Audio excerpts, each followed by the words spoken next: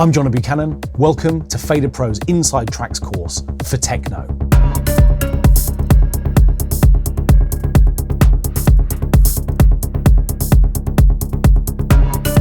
Inside Tracks courses start with listening. We're going to take 3 contemporary tracks and listen deeply, learning what we can from the way that those tracks have been put together. Then we're going to analyse them, really shining a light on the core components of each of those tracks, and then we're going to make a brand new track of our own, responding to what we've learned. At its core, techno is the sound of machines and minimalism. What we want to do is to make sure that from a small number of sounds, we're getting an enormous amount of power and punch. So we're going to start with drum programming, making sure that we're reinforcing the frequencies that we want in order to produce a really hard foundation for our track. And then it's all about the machines. What can we do with our bass lines to produce really big, propulsive sounds that are driving our tracks forward?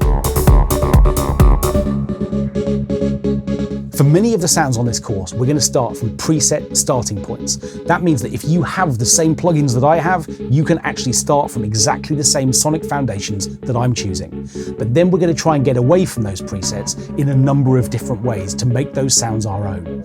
We can do that using the synth parameters within the interfaces themselves, and we can do it with effects processing. And the more effects processes we add, the more we're personalizing those sounds and making them fit the techno track we want to make. One of the main benefits of working with a more minimalist sound set is that less is so often more. What we're going to have a chance to do when we build the arrangement of the track that we're working on is to see how we can make sounds evolve over time.